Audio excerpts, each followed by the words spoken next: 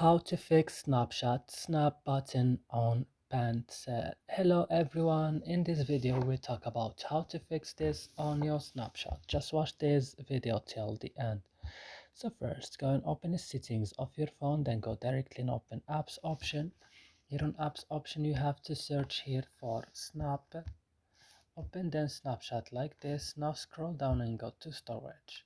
Here go to the last button, clear data, and click OK, and then you have to back and click on force stop and click also OK. And what you should do, go to this option here, picture in picture, and you have to allow like I'm doing, and after this your problem will be solved. So I hope guys this video is helpful for you. Don't forget to like, subscribe in our channel. See you in another video.